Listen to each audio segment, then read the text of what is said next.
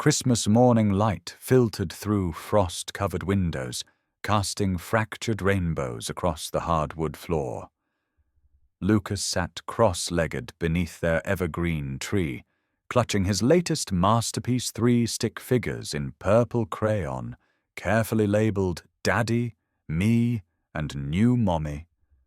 The gold wedding band on Ryan's left hand caught the December sunlight like a warning.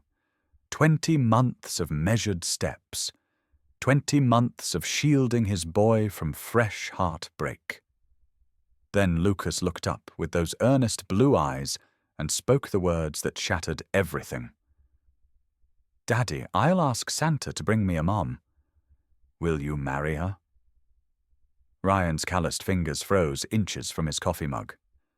Steam curled upward from 2 forgotten mugs of hot cocoa, while silence stretched between father and son like a chasm.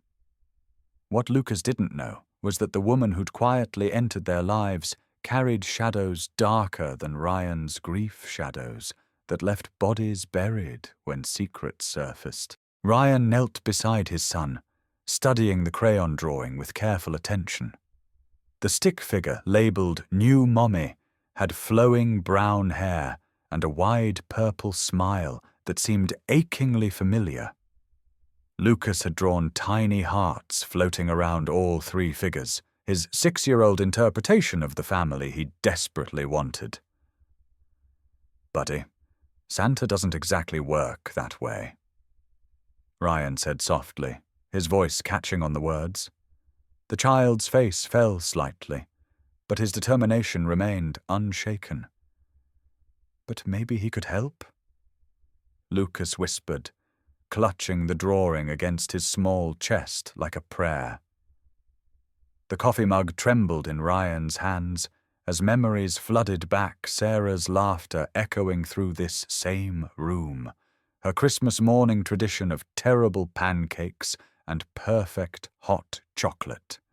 20 months ago, an icy road and a moment of distraction had stolen everything he thought he knew about happiness.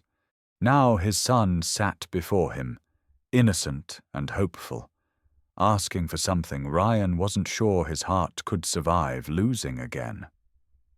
The wedding ring felt heavier than concrete, a golden anchor to a past that felt both yesterday and lifetime away. "Let's get some breakfast started," Ryan managed, avoiding the question that hung between them like smoke. The kitchen smelled of burnt toast and failed attempts at normalcy.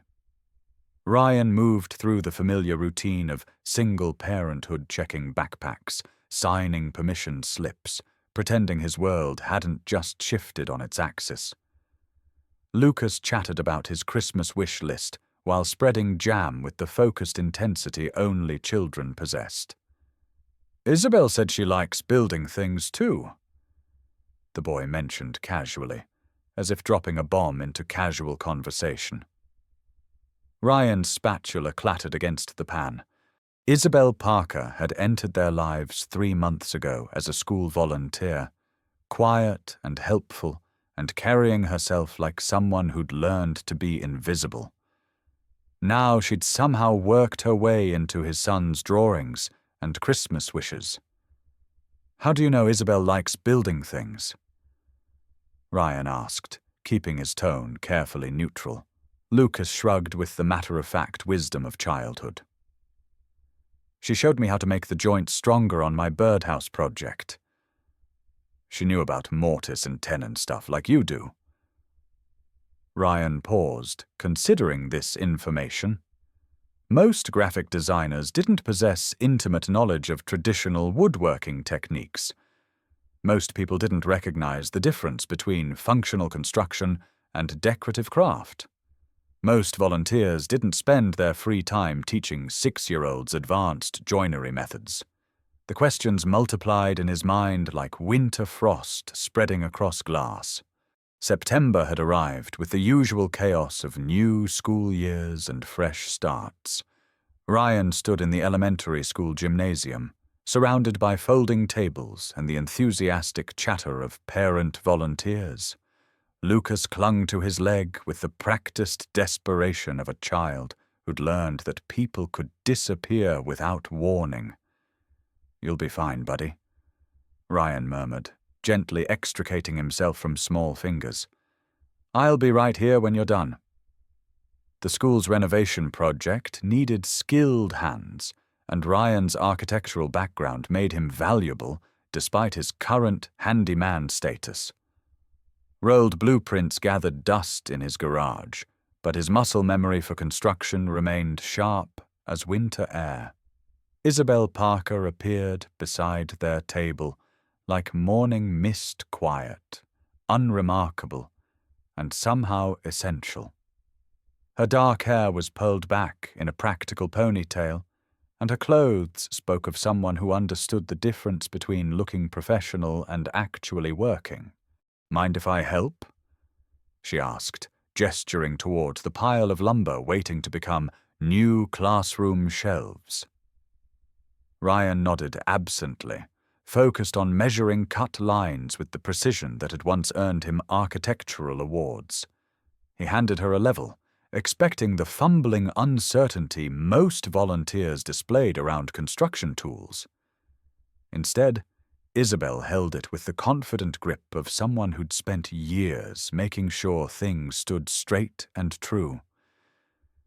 "You've done this before," Ryan observed, watching her check the alignment with practiced efficiency. Isabel's smile flickered like candlelight in wind.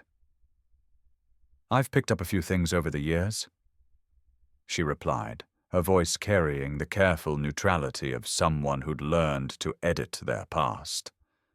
Ryan found himself studying her hands, calloused in specific places that spoke of real work, not hobby crafting.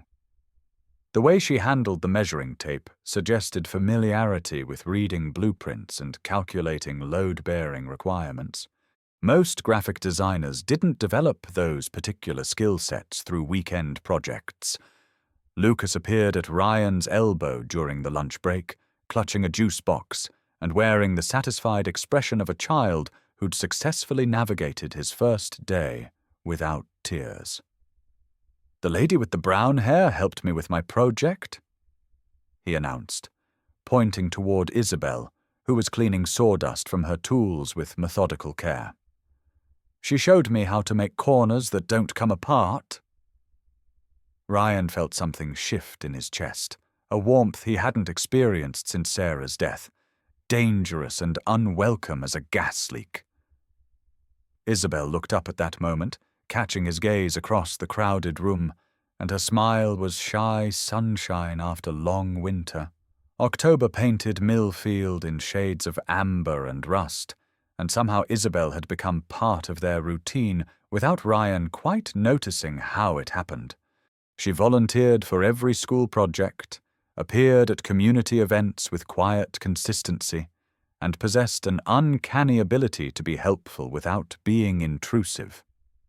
Lucas had begun mentioning her in his daily recaps with the casual affection reserved for people who'd earned their place in his small world.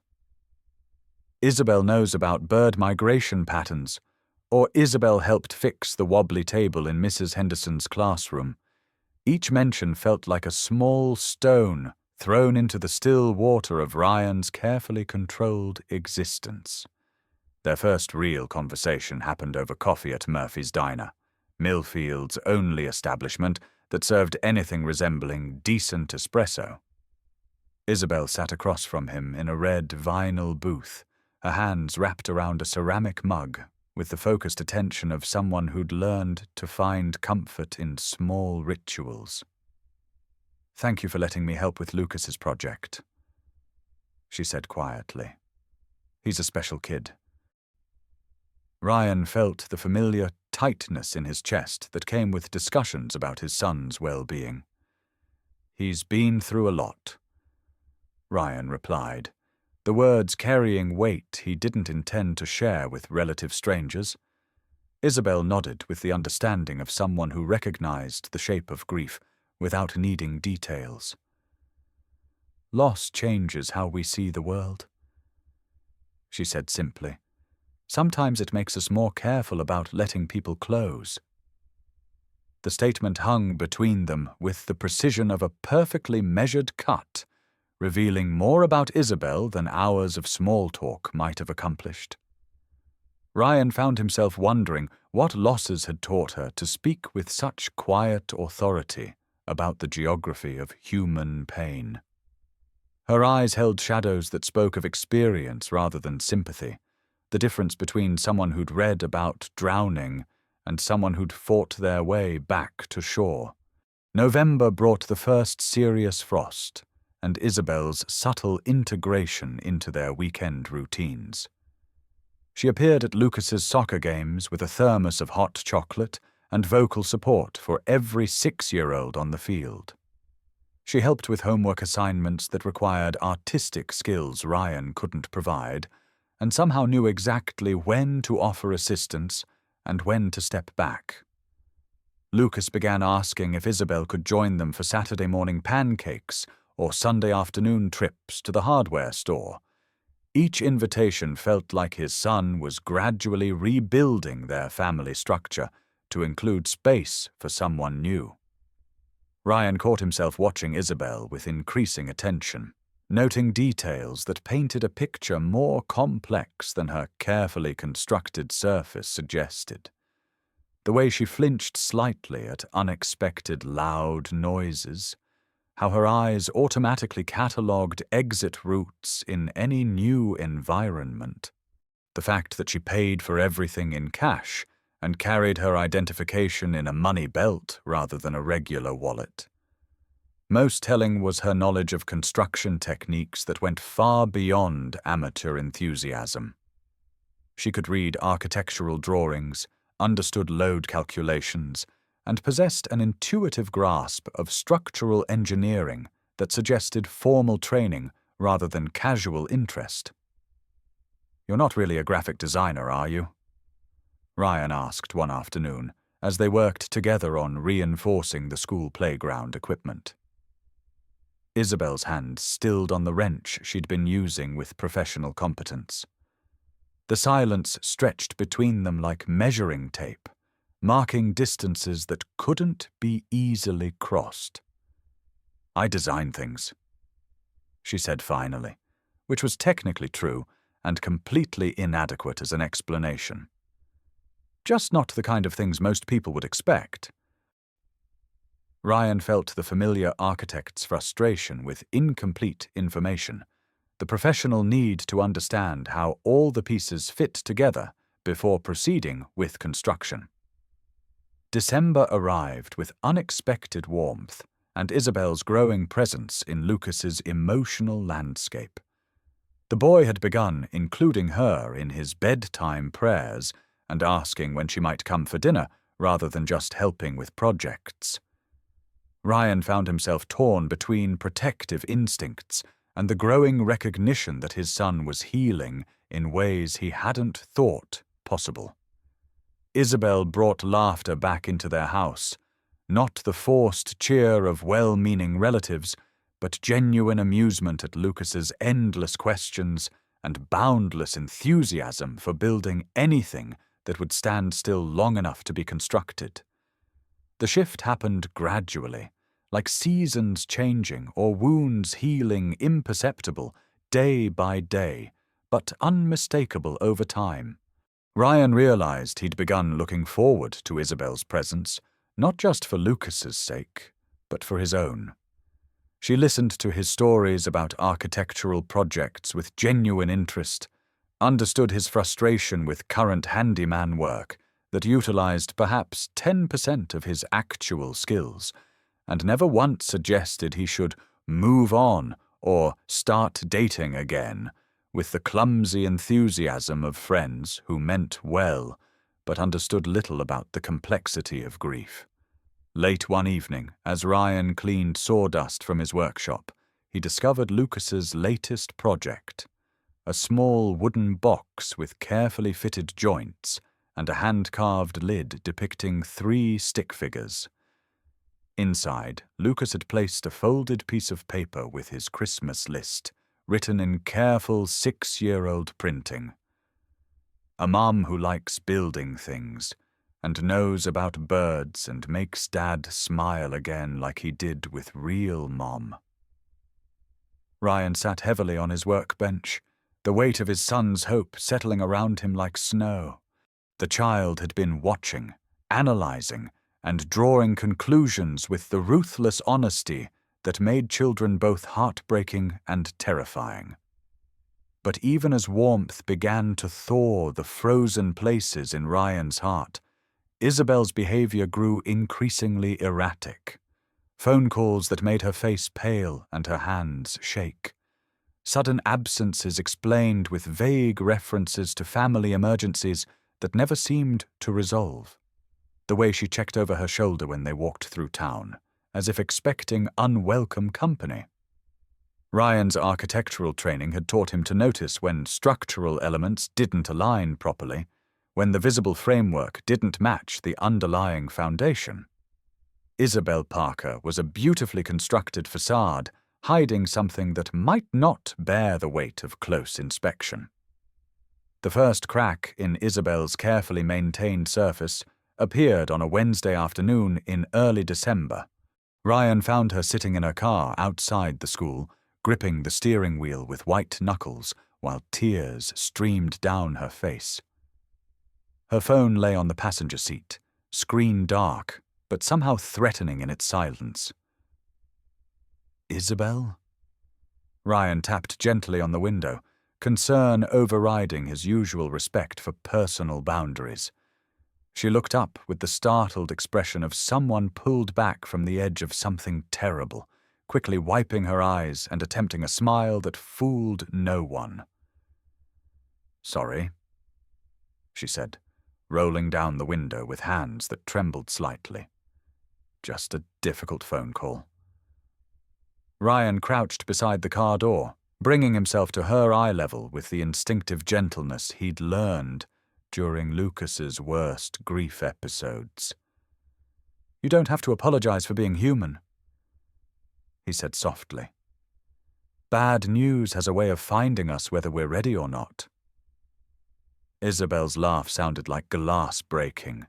"Some news is worse than others," she whispered, and Ryan heard something in her voice that made his protective instincts flare like emergency sirens.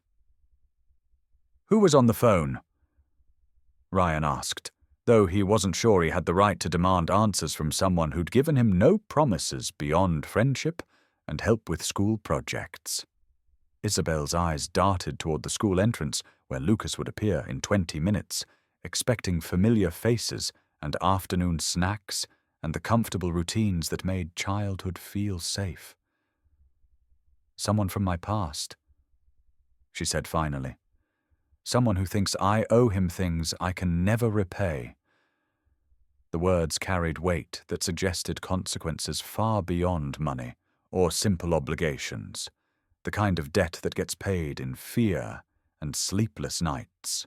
That evening, Ryan called his brother Marcus in Cincinnati, using the pretense of holiday planning to ask about background check services and private investigation resources. Marcus worked in corporate security and understood that sometimes people had legitimate reasons for wanting to verify the identity and intentions of new people in their lives. "Found yourself a girlfriend, little brother?"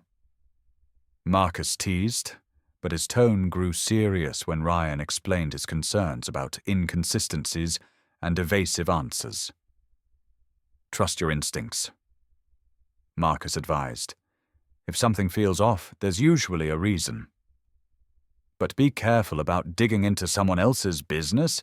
Sometimes people are hiding things for good reasons." The next few days brought a series of small revelations that painted an increasingly complex picture of Isabel Parker's true situation. Ryan noticed that she always parked where she could see all approaches to her vehicle. She paid attention to license plates in ways that suggested she was memorizing them rather than casually observing. Most tellingly, she possessed knowledge of legal procedures and witness protection protocols that went far beyond what any ordinary person should understand. When Lucas asked innocently about Isabel's family, she deflected with the practiced skill of someone who'd learned to redirect conversations away from dangerous territories.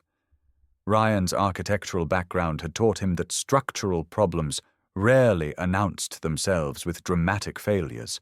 Usually, they began with small signs that careful observers could detect before catastrophic collapse. Isabel's behavioral changes felt like stress fractures in a load-bearing beam, visible to trained eyes but potentially catastrophic if ignored. She jumped at unexpected sounds, checked her phone with increasing frequency, and developed the habit of scanning crowds with the systematic attention of someone expecting to recognize unwelcome faces. The woman who'd brought such peace into their lives was clearly living in a state of barely controlled terror. The breaking point came on a Friday evening when Isabel failed to appear for Lucas's school Christmas program, despite promising to attend. Ryan found himself scanning the auditorium for her familiar figure, while Lucas performed his role as wise man number 3 with dedicated enthusiasm. After the performance, Lucas asked repeatedly where Isabel was and whether she was okay, his 6-year-old intuition clearly detecting the wrongness that adults were trying to hide. Ryan made excuses about work emergencies and family obligations, but his own worry grew like ice forming on still water.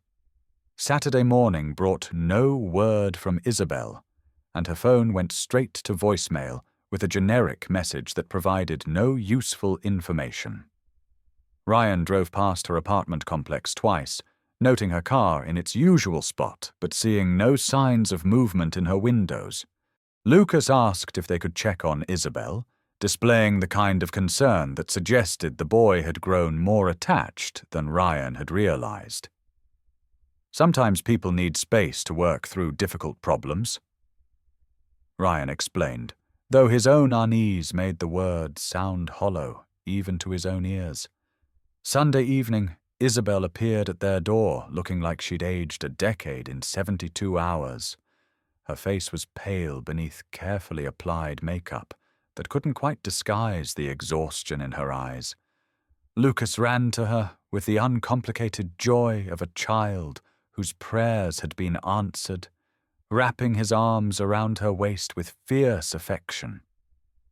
"I missed you at my program," he said, and Isabel's expression crumpled slightly before she regained control. "I'm so sorry, sweetheart," she whispered. "Something important came up that I couldn't postpone." Ryan heard the careful phrasing and recognized the signs of someone telling technical truths while avoiding complete honesty. "We need to talk," Ryan said quietly, once Lucas had been dispatched to his room with promises that Isabel would help him finish his latest Lego construction project. Isabel nodded with the resignation of someone who'd been expecting this conversation while hoping to avoid it indefinitely. They sat at Ryan's kitchen table, the same surface where he'd once spread architectural drawings for houses he'd never build and dreams he'd never pursue. "I know something's wrong," Ryan said simply. "Lucas is getting attached to you, and I need to know whether that's safe for him." The words felt harsh but necessary, like emergency surgery that causes pain in order to prevent greater damage. Isabel's hands trembled as she reached for the coffee mug Ryan had placed in front of her, seeking comfort in familiar rituals while gathering courage for unfamiliar honesty. "My real name is Isabella Morgan," she began, her voice barely above a whisper. "I've been Isabel Parker for 3 years, ever since I testified against my ex-husband in federal court." The words fell between them like stones thrown into deep water, creating ripples that would eventually reach shores Ryan couldn't yet see. "Vincent Patterson laundered money for some very dangerous people, and I helped the FBI build their case against him. He was sentenced to 12 years, but apparently he's been granted early release for good behavior. Ryan felt the world shift beneath him, like a building settling on unstable foundation. The woman his son wanted to call mother was a federal witness hiding from criminals who specialized in making problems disappear permanently.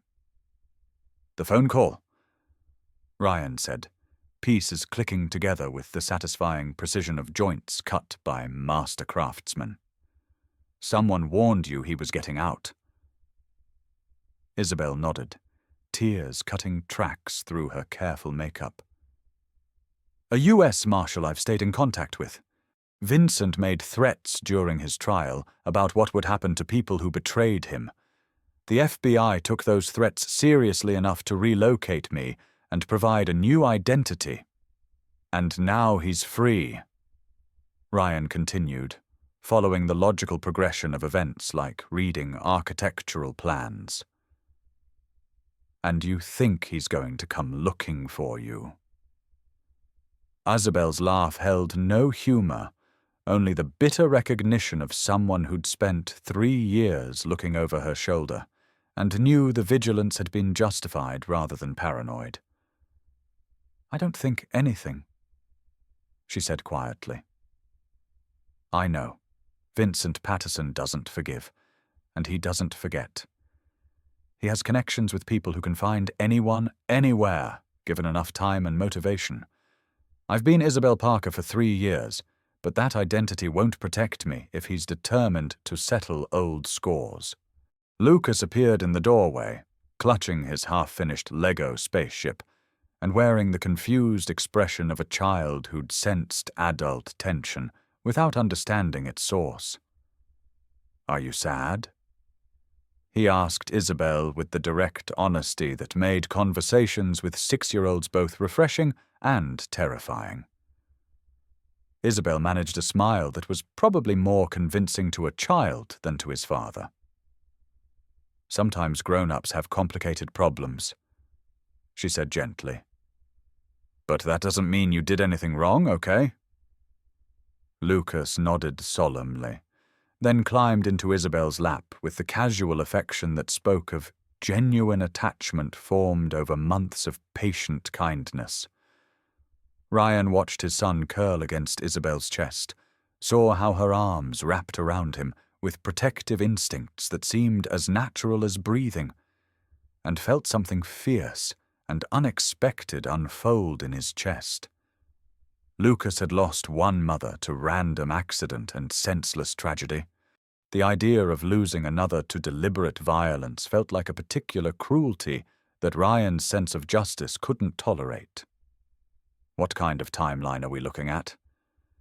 he asked, his voice taking on the practical tone he'd once used for construction deadlines and project management. "How long before he might track you down?" Isabel's arms tightened around Lucas, as if she could shield him from the conversation through physical proximity.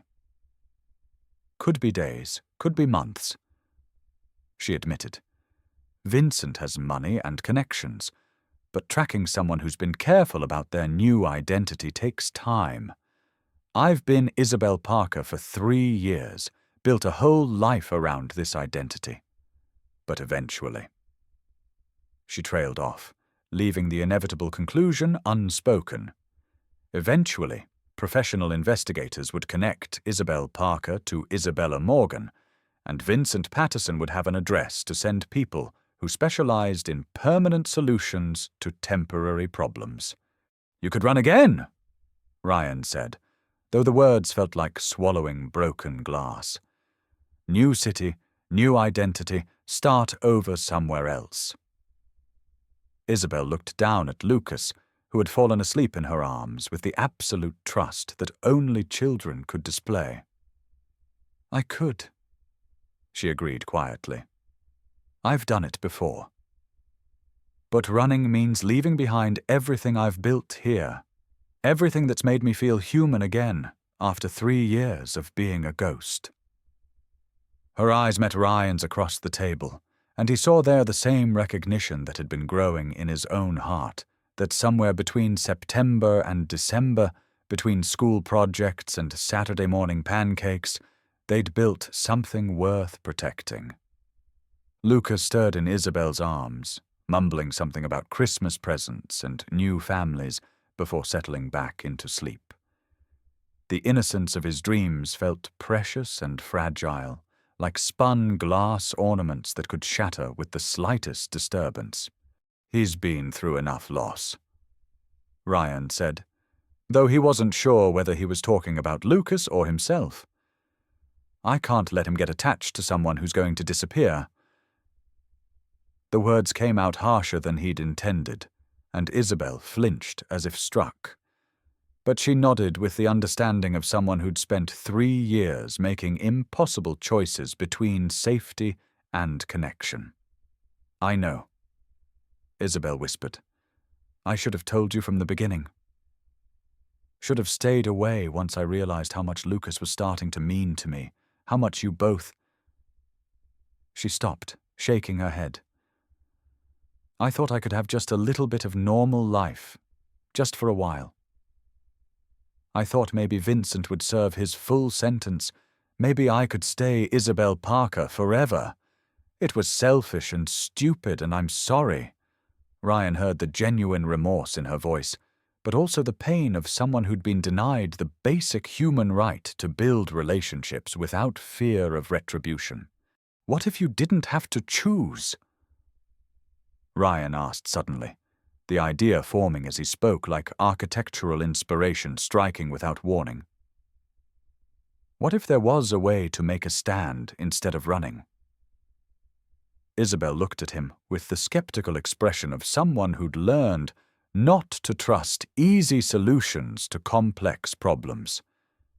"Vincent Patterson has money and connections," she said, "but he's also a convicted felon who's supposed to be rebuilding his life, not hunting down ex-wives who testified against him.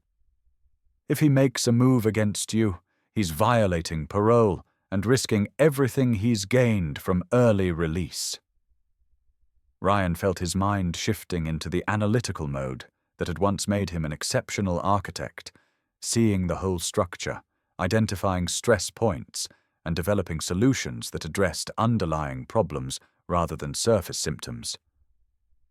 "He can't come after you directly without exposing himself," Ryan continued, "so he'd have to use intermediaries, people who can be traced and identified and arrested. And he'd have to find you first, which means investigators asking questions in a small town where strangers get noticed and talked about." Isabel was listening with the careful attention of someone evaluating escape routes, and Ryan could see her beginning to consider possibilities beyond flight. Lucas woke as Ryan was explaining his emerging plan, blinking sleepily and looking confused about why he was being held in the kitchen instead of playing with his Legos in the living room. "Did I fall asleep?" he asked with the matter-of-fact acceptance of childhood, then noticed the tension between the adults. "Are you guys still talking about complicated problems?"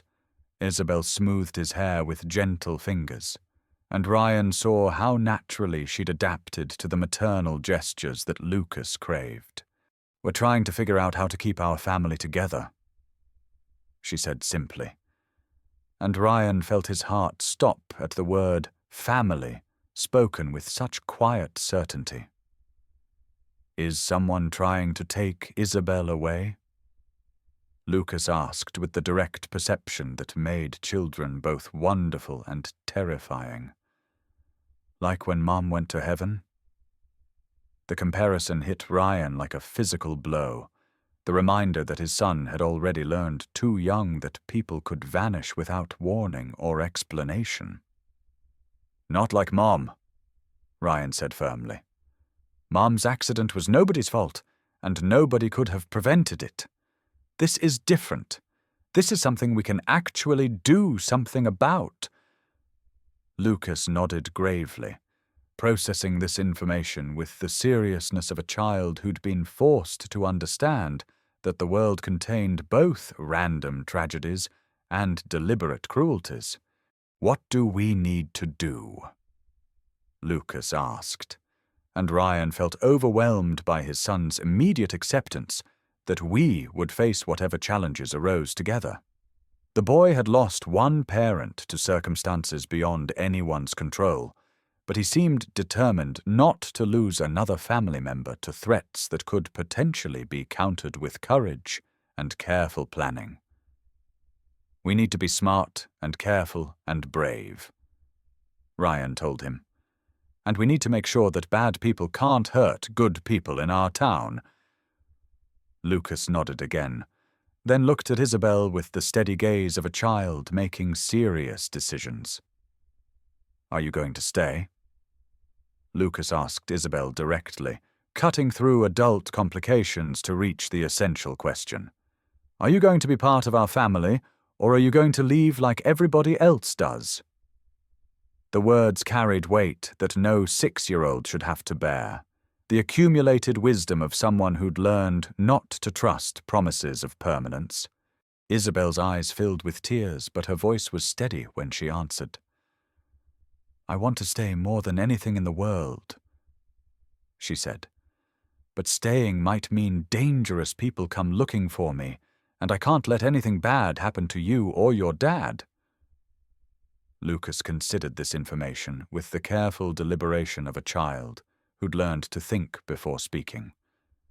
"Dad fixes things when they're broken," he said finally. "And I help him. Maybe we can fix this problem too." The simple faith in his voice made Ryan's chest tight with emotion and determination.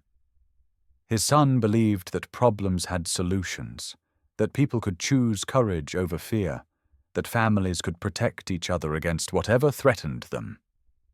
Ryan found himself thinking about structural engineering principles, how buildings stood strong, not because they avoided stress, but because they were designed to bear weight and transfer loads safely to solid foundations. "Okay," Ryan said, the word carrying commitment that felt like signing architectural plans for the most important building he'd ever design. "We figure this out together. No running, no hiding, no letting fear make our decisions for us." Isabel looked between father and son, seeing the determination that connected them, the refusal to accept that love made people vulnerable rather than strong. "You don't understand what you're offering," she said quietly. "Vincent Patterson destroyed my career, my marriage, my entire life before. He won't hesitate to do worse to people who get in his way." "Then we make sure we're not in his way," Ryan replied. "We make sure he's the one who has to worry about consequences." The plan was forming in his mind, like architectural drawings, taking shape on paper clear lines, defining space, structural elements providing support, all pieces working together to create something stable and strong. "First, we contact the authorities. Federal marshals, local law enforcement, FBI contacts you've maintained. We make sure everyone knows Vincent Patterson is threatening a federal witness and violating his parole conditions. We create a paper trail that makes it impossible for him to claim innocence if anything happens to you." Isabel was shaking her head before Ryan finished speaking. "I've been off the grid for 3 years," she said. "Federal witness protection ended when Vincent was sentenced. I'm on my own now, and law enforcement agencies have bigger problems than tracking down ex-convicts who might be planning revenge against ex-wives." Ryan heard the defeat in her voice, the accumulated weight of 3 years spent believing she had no allies and no options beyond flight. "Maybe individual agencies have bigger problems," he agreed. "But small towns take care of their own, and Millfield has good people who don't tolerate bullies." The next morning brought unseasonably warm December weather, and Ryan's first phone call to his brother Marcus. "I need information about someone," Ryan said without preamble. "Vincent Patterson, recently released from federal prison, convicted of money laundering. I need to know his current location, his conditions of parole, and whether he's made any recent moves that might violate those conditions. Marcus was quiet for a long moment, processing this unexpected request from his normally law-abiding brother. "This sounds like you're getting involved in something dangerous," Marcus said finally. "Want to tell me why you're asking about federal criminals?" Ryan explained the situation in broad strokes, focusing on Isabel's witness status and Vincent's threats rather than his own growing emotional investment in keeping her safe. Marcus listened without interruption, his corporate security background helping him understand the implications of Vincent's early release and Isabel's vulnerable position. "Your instincts are right," Marcus said when Ryan finished. "If this guy made credible threats against a federal witness, his parole officer needs to know he's potentially violating the terms of his release. But you need to be careful about how you approach this. You're talking about someone who has experience making problems disappear permanently." "I'm talking about someone who's threatened the woman my son wants to call mother," Ryan replied, and heard the steel in his own voice that surprised him with its intensity. "I'm not interested in being careful. I'm interested in being effective." Marcus was quiet again, recognizing the tone their father had used when protecting his family took precedence over personal safety. "Okay," Marcus said finally. "Give me 24 hours. I'll find out everything I can about Vincent Patterson's current situation and provide you with contact information for the right federal agencies. But Ryan, promise me you won't do anything stupid until you have backup." While Marcus worked his professional contacts, Ryan reached out to Sheriff Bradley Hayes, Millfield's law enforcement leader for the past 15 years. Brad had been a year behind Ryan in high school and understood the value of preventing problems rather than responding to crises after they occurred. "Vincent Patterson," Brad repeated, making notes as Ryan explained Isabel's situation. "Federal witness, money laundering conviction, early release with possible revenge motivation. Yeah, I'd say that qualifies as a credible threat to a town resident. Give me Isabel's contact information and I'll arrange a meeting to discuss protection options and emergency protocols." Isabel agreed to meet with Sheriff Hayes, though Ryan could see the reluctance in her eyes as they walked into the small law enforcement office that served Millfield and 3 surrounding townships. Brad Hayes was a competent professional who understood the difference between small-town problems and serious criminal threats. He listened to Isabel's story without interruption, taking careful notes and asking pointed questions about Vincent's associates, his financial resources, and the specific nature of the threats he'd made during his trial. "Mom," Brad said when Isabel finished, "you've been carrying this burden alone for 3 years, and that ends today. We're going to make sure you have backup." The meeting with Sheriff Hayes produced a comprehensive safety plan that included regular check-ins, emergency contact protocols, and coordination with federal agencies who maintained jurisdiction over Vincent Patterson's parole violations. Isabel would register her current address and identity with the Marshal Service, providing them with legal authority to monitor Vincent's compliance with conditions that prohibited contact with prosecution witnesses. Most importantly, she would no longer face the threat alone. Millfield's small but dedicated law enforcement community would provide the backup she'd been denied since federal protection ended. Lucas absorbed these developments with the remarkable adaptability of childhood, treating the increased security measures as adventures rather than evidence of danger. He learned emergency protocols with the same enthusiasm he brought to building projects, memorizing phone numbers and safe locations with 6-year-old diligence. "It's like we're superheroes," he announced one evening, as Ryan checked door locks and window latches with methodical thoroughness. "We're protecting Isabel from bad guys." Ryan found himself hoping his son's faith in good people triumphing over evil would prove justified by events rather than disappointed by reality. December 19th brought the first concrete evidence that Vincent Patterson was actively searching for his ex-wife.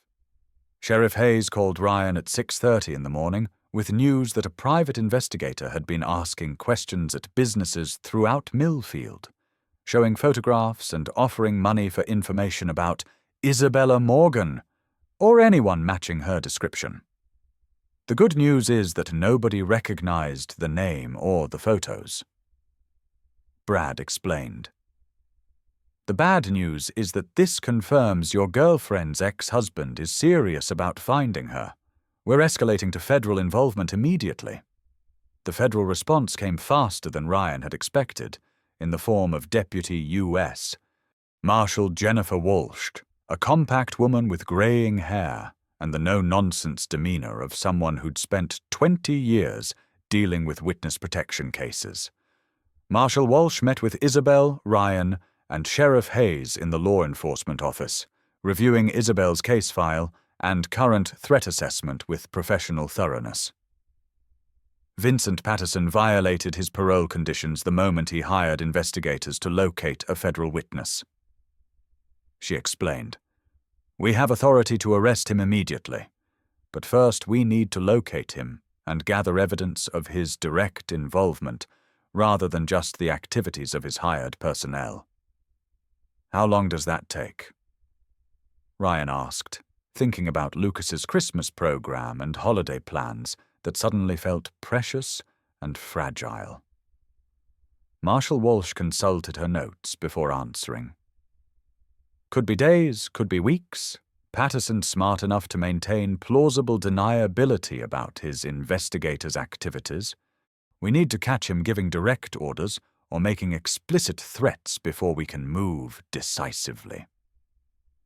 Isabel had been quiet throughout the meeting, but now she spoke with quiet determination. "He won't wait weeks," she said. "Vincent's not patient, and he's been planning this for months. If his investigators have confirmed I'm in Millfield, he'll make his move before I can disappear again." That evening, Ryan found himself cleaning his workshop with unnecessary thoroughness, seeking comfort in familiar routines, while his mind processed the reality of federal marshals and criminal threats, and the possibility that violence might visit his quiet town. Lucas worked beside him, organizing screws and nails with careful attention to size and type, and Ryan marveled at his son's ability to find normalcy within abnormal circumstances. "Dad," Lucas said suddenly, "if the bad man comes here, are we going to fight him?" The question was asked with the matter-of-fact curiosity of childhood, but Ryan heard beneath it the deeper concern about whether adults could actually protect the people they loved. "We're going to be smart," Ryan answered carefully. "We have Sheriff Hayes and Marshal Walsh and lots of good people who are going to make sure nothing bad happens to our family." Lucas nodded, apparently satisfied with this explanation, then returned to his sorting with renewed focus. "Isabel's part of our family now," he said without looking up from his work. "Even if she's scared and even if bad people are looking for her, she's still ours." The simple declaration hit Ryan with unexpected force, the recognition that his 6-year-old son had processed complex adult emotions and reached conclusions about love and loyalty that spoke of wisdom beyond his years. December 21st brought winter's official arrival and Vincent Patterson's first direct move against Isabel. The package arrived at her apartment with no return address, containing photographs of her taken from a distance over the past several weeks, entering the school, leaving the coffee shop, walking with Ryan and Lucas through Millfield's small downtown area. Attached was a handwritten note in Vincent's familiar penmanship. "I know where you are, Isabella. I know who you care about. We need to talk." Marshal Walsh confiscated the package as evidence, while Sheriff Hayes increased patrols around Isabel's apartment and Ryan's house.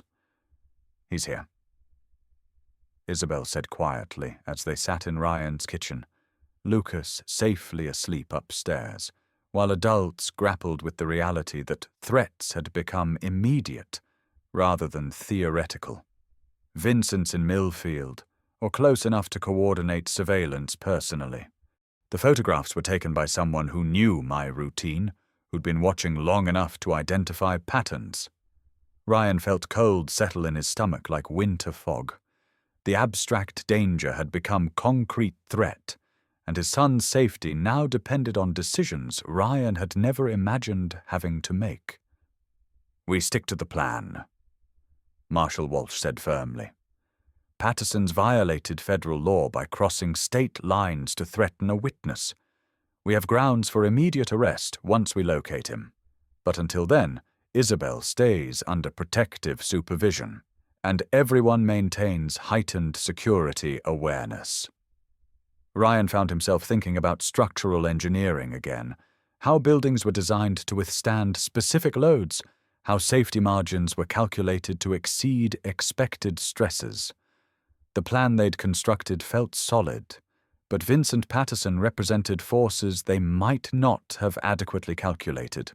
Lucas woke early on December 22nd, excited about the school's final Christmas celebration before winter break began. Ryan watched his son eat breakfast with the focused enthusiasm of childhood, chattering about holiday plans and gift wishes, while federal marshals coordinated manhunts and criminal threats circled their small town like winter storms. "Is Isabel coming to my Christmas program tonight?"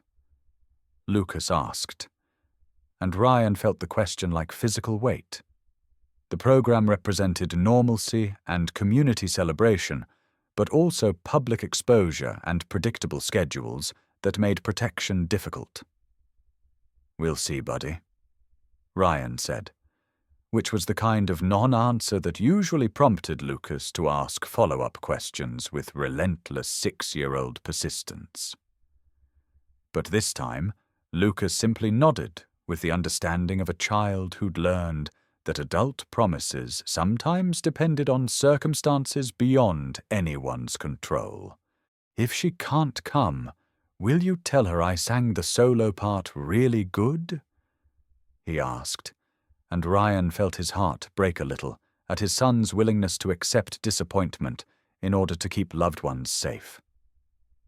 The decision about the Christmas program became moot when Marshal Walsh received word that Vincent Patterson had been arrested at a truck stop outside Columbus, caught on surveillance cameras meeting with known associates who specialized in violent crime. The arrest warrant cited parole violations, witness intimidation, and conspiracy to commit federal crimes. "It's over," Marshal Walsh announced when she called with the news. "Patterson's looking at additional federal charges that will keep him locked up for the next 20 years minimum. Isabel can stop running." Isabel cried when Ryan told her the news, deep, shaking sobs that spoke of 3 years' worth of accumulated fear, finally finding release. Lucas patted her shoulder with 6-year-old sympathy, offering his favorite stuffed animal for comfort, while announcing that now she could definitely come to his Christmas program. "The bad man can't hurt you anymore," he said with the absolute certainty of childhood faith in adult protections. "Now you can stay with us forever." Isabel looked at Ryan over Lucas's head, and he saw in her eyes the same question that had been growing in his own heart. The Christmas program that evening felt like celebration in ways Ryan hadn't expected. Isabel sat beside him in the elementary school auditorium, wearing a green dress that brought out the gold flecks in her brown eyes, while Lucas performed his role as wise man number 3 with dedication that would have made professional actors proud. Afterward, as they walked through Millfield's downtown decorated with holiday lights, Lucas took Isabel's hand with casual possession. "Next year you'll know all the songs," he informed her, "because you'll have been part of our family for a whole year by then." Ryan felt something settle in his chest, like foundations finding bedrock. The threats were over, the danger past, but the connections forged under pressure had revealed truths about love and loyalty that couldn't be undone by changed circumstances. Isabel had risked everything to protect them from her past, and they'd chosen to stand with her rather than let fear drive them apart. Lucas had gained the mother he'd wished for, and Ryan had found the partner he'd never thought he'd trust his heart to again. 6 months later, Ryan stood in his expanded workshop, watching Isabel teach Lucas advanced joinery techniques while they collaborated on a treehouse design that would challenge both their skills. The federal case against Vincent Patterson had resulted in a life sentence, ending Isabel's 3-year exile from her own identity. She'd legally reclaimed her name as Isabella Morgan and accepted a position with Millfield's Planning Commission, using her architectural expertise to help design the community center that would bear both her name and Ryan's on the dedication plaque. The wooden toy chest they'd completed together sat in Lucas's room, holding not just toys, but also the drawings and photographs and small treasures that marked their evolution from strangers to family. Inside the lid, 3 names were carved in careful script: Ryan, Lucas, and Isabella, surrounded by the date they'd officially become a family, and small symbols representing the things they'd built together. Lucas had insisted on adding tiny carved figures of all the birds Isabella had taught him to identify, because family histories should include all the small discoveries that made love grow deeper with time. What would you build if you had someone to help carry the blueprints? Ryan asked the question not to his audience, but to himself, as he watched his wife and son plan their next project, with the enthusiastic collaboration of people who'd learned that the best structures were built by hands that trusted each other completely. Sometimes the most important architecture happened not in designing buildings, but in creating the frameworks that allowed hearts to find safe spaces for hope and healing and the kind of love that could weather any storm.